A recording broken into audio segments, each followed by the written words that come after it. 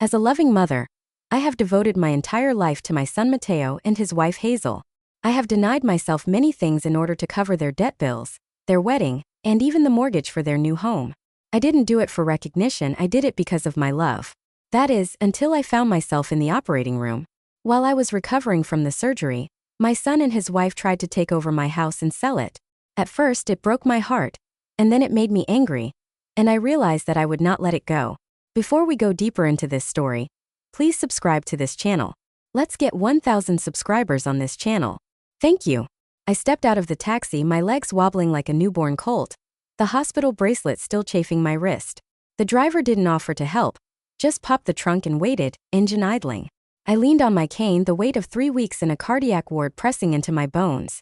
My house on Elm Street stared back, its red brick facade as familiar as my own reflection. But something was wrong. My front lawn looked like a garage sale gone feral.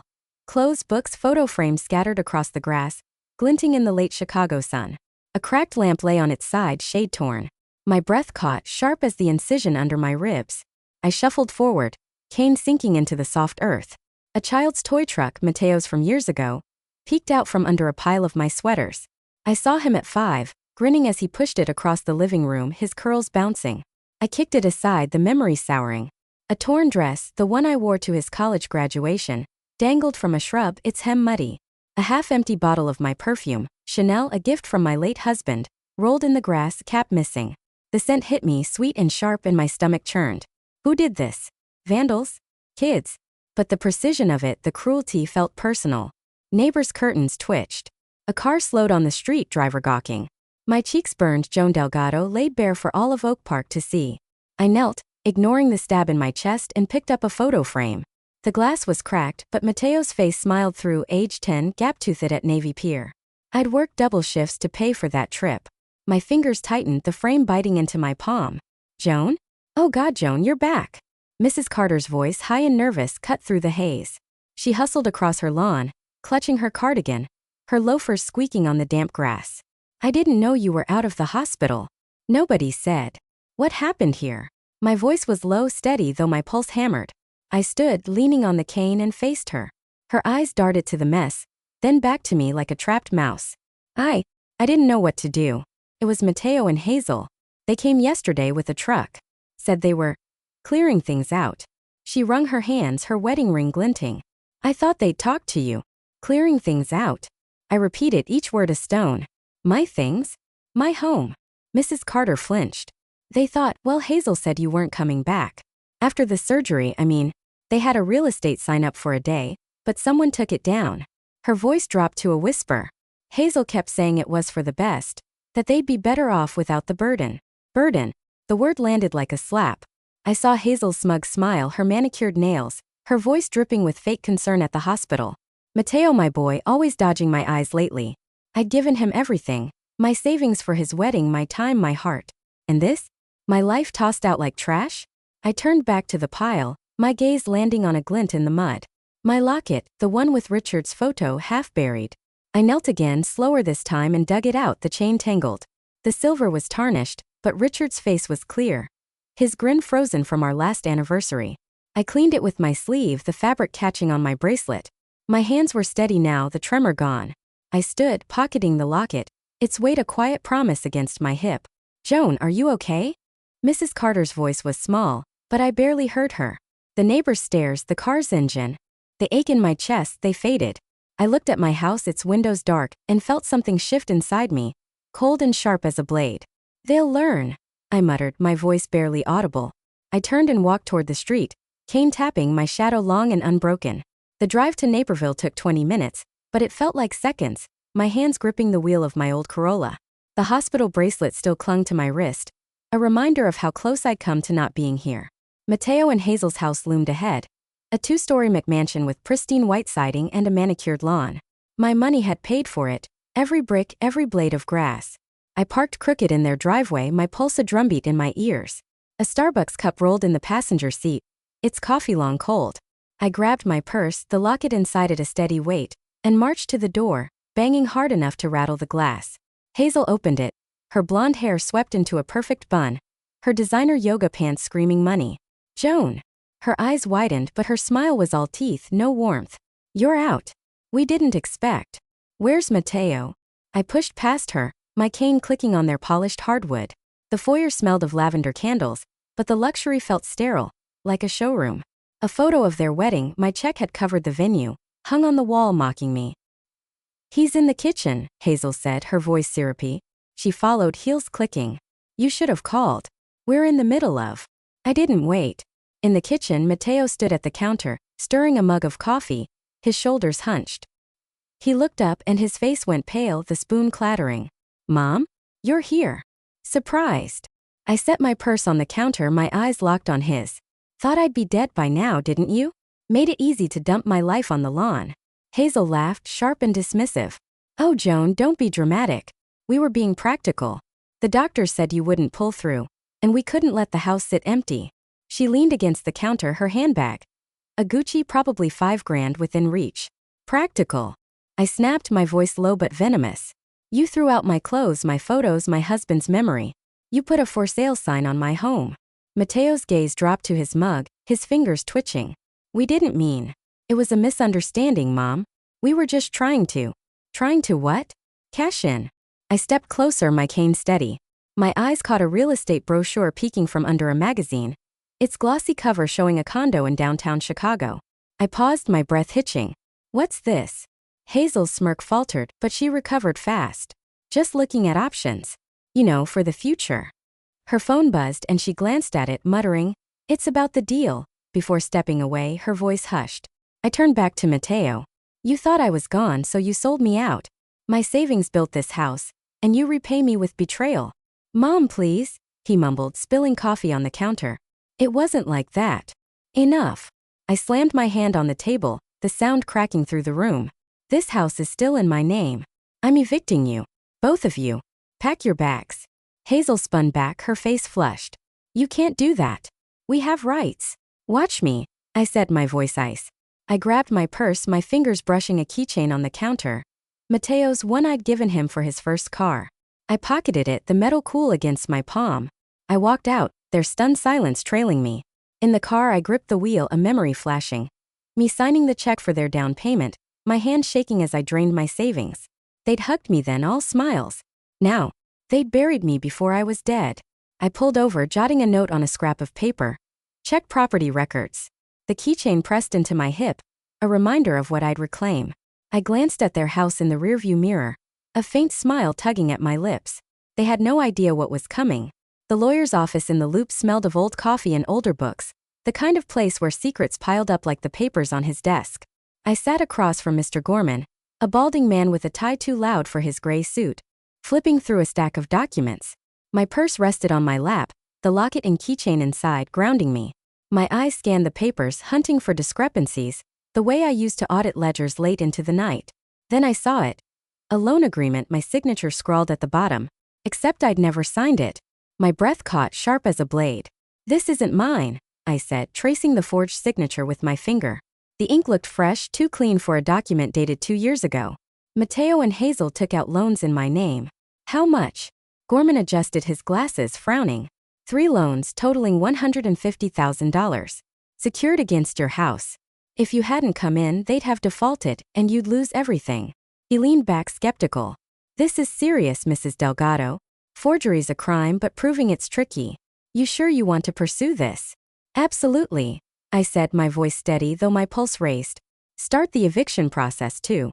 That house is mine. I pushed the papers back, my eyes blazing.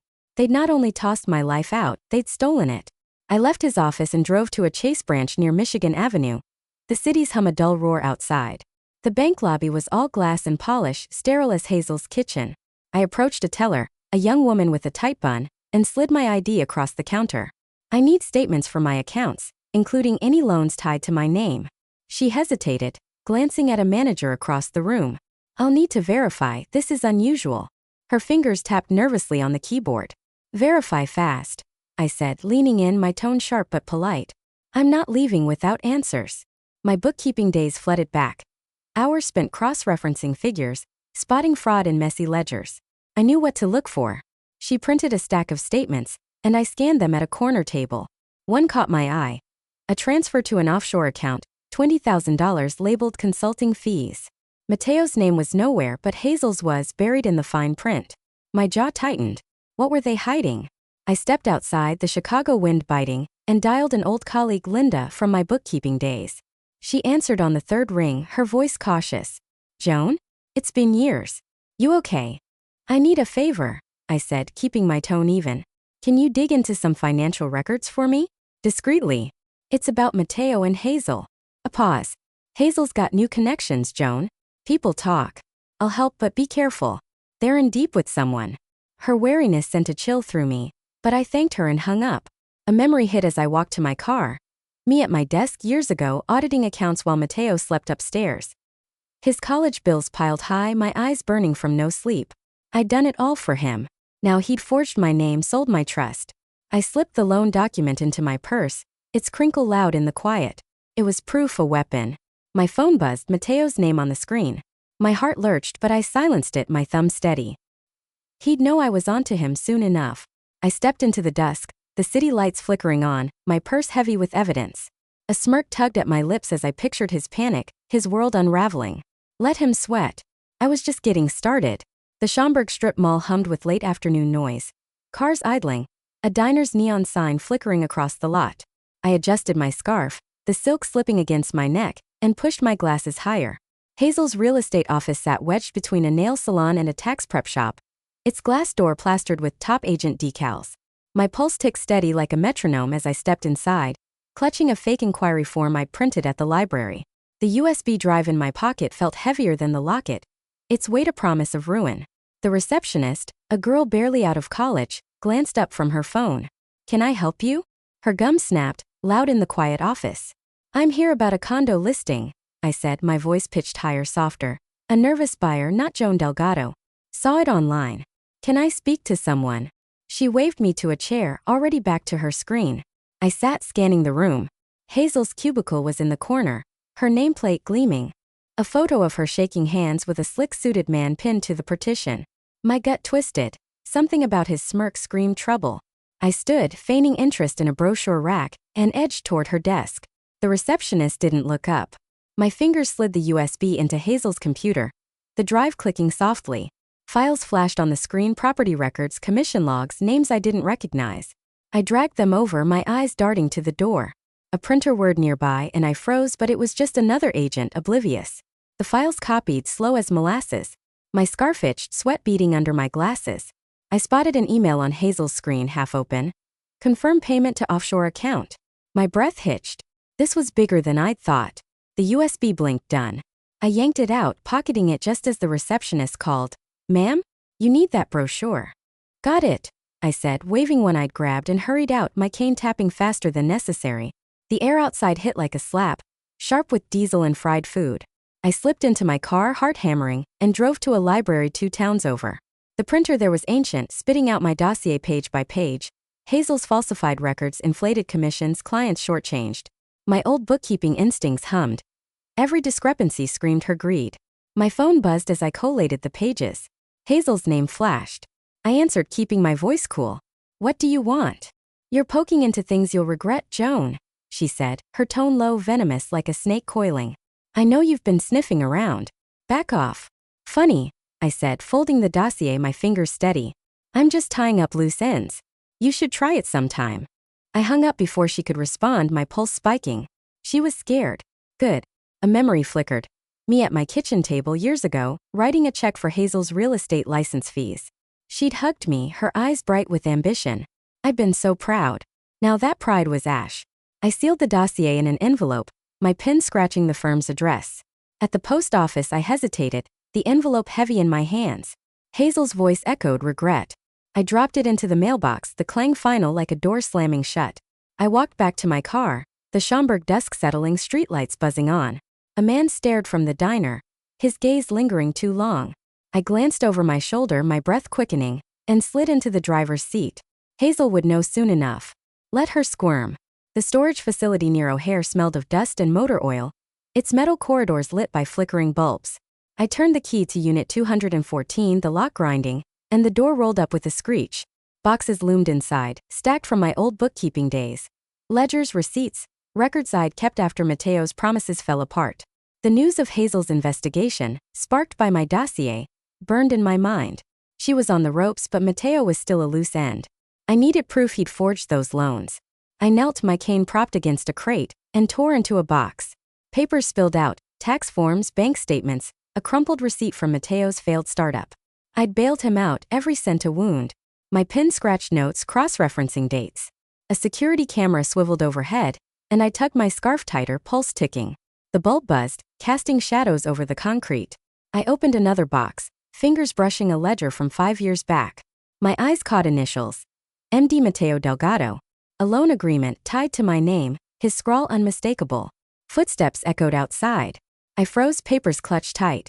Mom! Mateo's voice, soft, fake warm, cut through the quiet. He stood in the doorway, hands in his pockets, his smile forced. What are you doing here? I stood, shoving the ledger into my bag, my face a mask. Cleaning up your messes, as usual. My voice was sharp, but my heart thudded. How did he know I was here? He stepped closer, his sneakers scuffing. I just want to talk. Family, you know? We can fix this. His eyes flicked to my bag, probing. His phone buzzed and he silenced it too quick, like he was hiding something. Fix it. I laughed, bitter. You threw my life on the lawn, forged my name. What's there to fix? I stepped toward the door, keeping the bag behind me. Mateo's jaw twitched. You're making things worse, Mom. Hazel's in trouble because of you. Just let it go. His tone turned pleading, but his fingers fidgeted, betraying him. Worse for you, maybe, I said, brushing past him. I'm done carrying your weight. He grabbed my arm, gentle but firm, and I yanked free, my cane clattering. Don't test me, Mateo. He backed off, hands raised, but his eyes were hard. You'll regret this. He turned, stalking away, his phone buzzing again as he answered in a whisper. I locked the unit, the key biting my palm. A memory hit. Me at a bank, wiring funds to save Mateo's startup, my hands shaking as I signed away my security. He'd promised to repay me. Lies. Back in the unit, I'd found the loan agreement, proof he'd betrayed me years before the lawn. My hands trembled, not with fear but excitement. This was dynamite. I drove off, the document hidden in my bag, the storage facility's lights fading in my rearview. Mateo's face lingered, desperate, cornered. I checked the mirror, half expecting his car. Nothing. The key to the unit dangled from my ignition, glinting. I was unlocking his lies, piece by piece. The bank's Evanston branch was all mahogany and hushed voices, the kind of place where money whispered secrets. I sat across from Mr. Patel, a banker with a crisp suit and wary eyes. The forged loan agreement spread between us. Hazel's firing had hit the news. Her firm's press release was vague, but I knew my dossier had done it. Mateo and Hazel were unraveling, and I was here to tighten the screws. These accounts, I said, sliding the evidence forward, are tied to fraud in my name. Freeze them. Patel frowned, adjusting his tie. This is irregular, Mrs. Delgado. We'll need to verify. Verify fast. I cut in, my voice low, unyielding. They stole from me. I own their house. You want a lawsuit? My bookkeeping days taught me how to push, calm but relentless. He nodded, typing quickly, and handed me his embossed card. The accounts were locked. Step 1 done. I drove to Mateo and Hazel Street, parking under a tree, its leaves dappling my cracked windshield. Their porch light glowed, casting shadows as they argued outside. Hazel's voice was a whip. You said you had it handled, Mateo. Now I'm fired and we're broke. She hurled a wine glass. It shattered on the steps, glinting like broken promises. Mateo snapped back, quieter but sharp. You pushed too far, Hazel. This is on you. His phone rang, and he stepped away, murmuring, Yeah, I'll handle it. His secrecy prickled my skin. Who was he hiding from her? I slipped out of my car, a fake document in hand, numbers cooked to make them think they owed double on the loans. My heart pounded as I crept to their mailbox, the metal cool under my fingers. I slid the paper in, the slot creaking. Hazel's head snapped up, her eyes locking on my car across the street. I ducked, breath held, until she turned back, cursing Mateo. Too close. Driving away, a memory surfaced. Me post-divorce alone in a cramped apartment, balancing bills by lamplight. I'd rebuilt from nothing, my will forged in those sleepless nights. Mateo and Hazel thought they could break me. Fools. Their fight replayed in my mind. Hazel's fury, Mateo's whispers. They were cracking, and I'd poured the acid.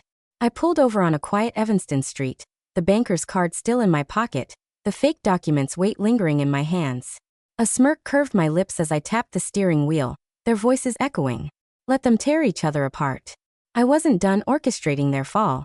The Cook County Courthouse smelled of wax and worry, its marble floors echoing under my heels. I adjusted my blazer, the locket tucked beneath my collar, and followed Mr. Gorman through the bustling hallway. Skyscrapers loomed outside, Chicago's pulse thrumming beyond the windows. In my purse, the forged loan documents waited, dog-eared but deadly. Mateo and Hazel had sued me, claiming I'd stolen their house, my house paid for with my blood and sweat. I'd seen this coming. My defense was ironclad. And today? I'd make them choke on their lies. Gorman leaned in, his coffee breath sharp. They're banking on sympathy. Hazel's good at playing victim. Stay calm, Joan. I nodded, my jaw tight. Calm was my weapon. We entered the courtroom, the air heavy with murmurs. Hazel sat across the aisle, her makeup overdone, eyes red for show. Mateo slouched beside her, picking at his tie. A man in a slick suit whispered to them, his smirk oily. Who was he? My gut pinged, trouble. The judge, a woman with a no-nonsense bun, called order, her gavel poised. Hazel took the stand first, dabbing fake tears with a tissue, mascara streaking. Joan abandoned us, she sobbed. That house was our future, and she's tearing it away. Her voice cracked, theatrical, but the judge's eyes narrowed. I sat still, my hands folded, letting her dig her own grave. Mateo was worse, stammering through his testimony. Mom, she's confused after the surgery. She doesn't understand. Gorman pounced, presenting the loan agreements, my forged signature glaring under the courtroom lights. Mateo flinched, his guilt a neon sign. I took the stand briefly, my voice steady. They betrayed me, Your Honor.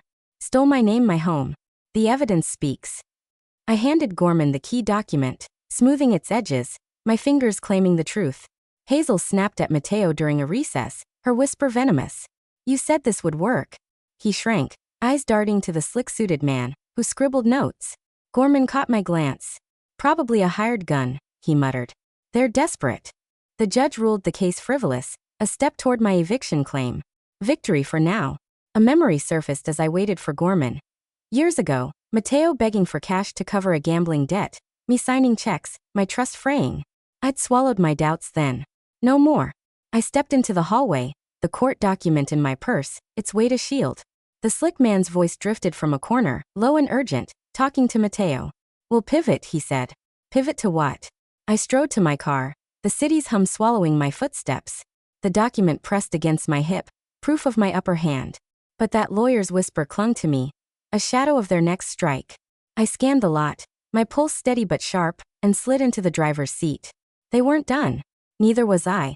The Oak Park cul-de-sac was silent under a sliver of moon, streetlights casting long shadows. My breath puffed in the chilly air as I crouched beside a hedge, eyes locked on Mateo and Hazel's garage.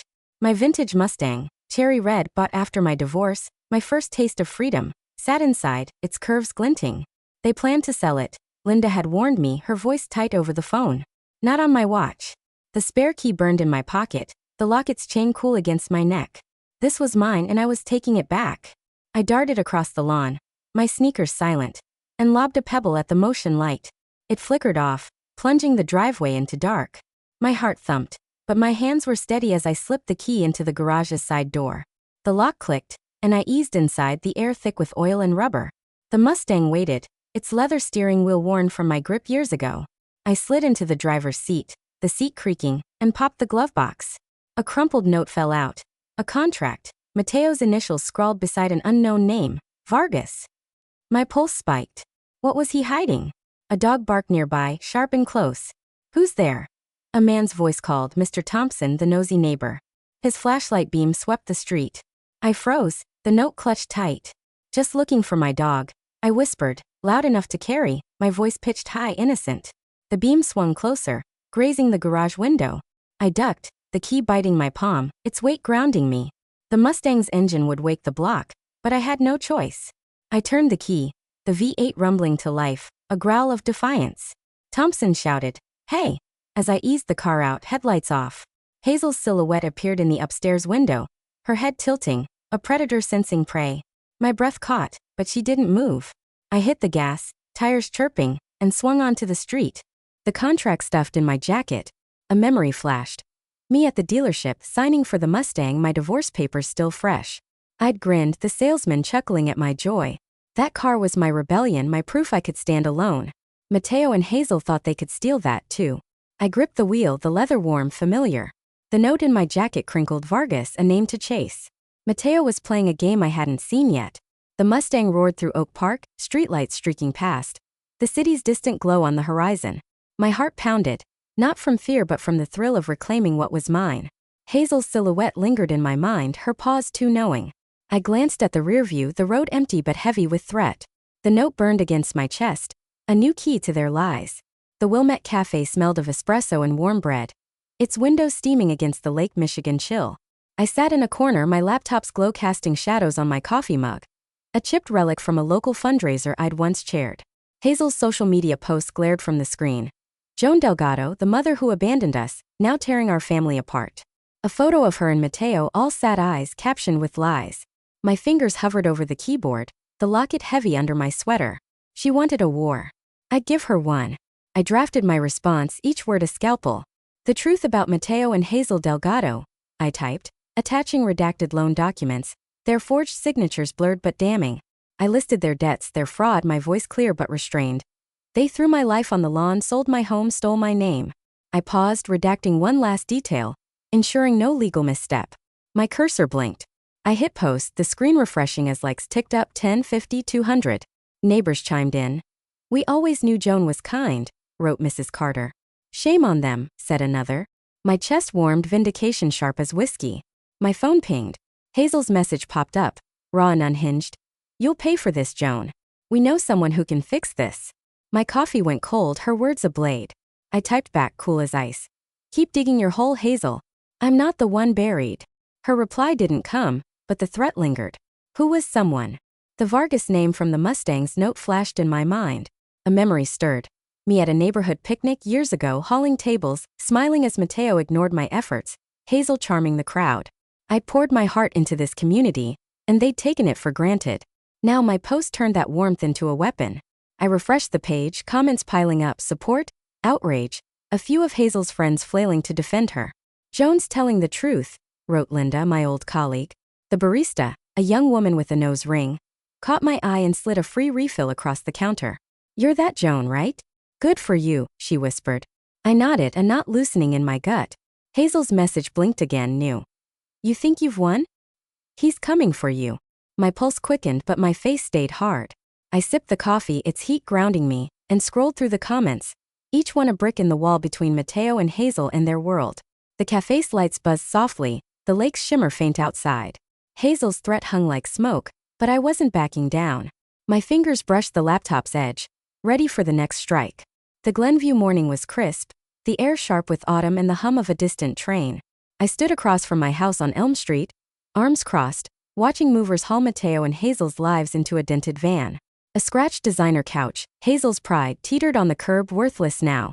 My pulse was steady, the locket warm against my chest. The eviction notice, slipped under their door days ago, had done its job. They were out and I was taking back what was mine. Mateo stumbled out, dropping a box, paper scattering like leaves. Hazel hissed. Careful, you idiot. That's all we have left. Her voice cracked, their defeat loud enough for the neighbors to hear. Mrs. Carter waved from her porch, oblivious, her smile a nod to my return. I didn't wave back. My phone buzzed, Linda. My old colleague. Joan, you hear? They're planning to skip town. Something about a cash transfer. The Mustang's glovebox note flashed in my mind. Vargas, a deal. They were running. I dialed their landlord, my voice pitched soft, a concerned neighbor. I saw Mateo loading bags at night, talking about leaving. You might want to check their lease. The landlord grunted. Thanks, I'm on it. I hung up, my lips twitching. Let them think they had a chance. I crossed the street, directing a locksmith to the front door. His drill whirred, fitting a new lock, its brass gleaming like a promise. The key turned, the click sharp, final. My house, mine again. Inside, the air was stale, their absence a ghost. I ran my fingers over a scuff mark, my old table's scar, from nights spent balancing Mateo's dreams. A memory hit. Me wiring funds for his sure-thing ventures, my savings draining, his gratitude thin as air. I'd believed in him then, a fool's hope. Now I stepped into the kitchen, finding a note on the counter, red ink jagged. You won't see us coming, Joan. Hazel's handwriting, a desperate claw. My jaw tightened, but I pocketed it, the paper crinkling against the Mustang's key. Mateo's shout outside pulled me back. You ruined us, Hazel, she screamed. You signed the damn loans. Their chaos was music, but the note burned in my pocket. I scanned the empty rooms, the bare walls echoing my steps. A passerby jogged by, earbuds in, oblivious to the war-eyed one. The locksmith nodded, done, and handed me the new key, its weight a vow. I locked the door behind me, my shadow long on the tidy lawn. I stepped into the yard, the note's thread a pulse in my mind. Hazel thought she had one last card.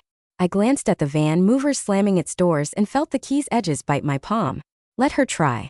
I was ready, standing in my reclaimed world, waiting for her to show her hand.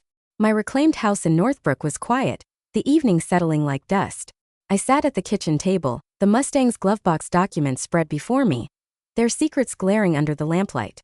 A fake ID with Mateo's photo, a forged loan application, a bank transfer to Vargas. Their escape plan desperate and sloppy.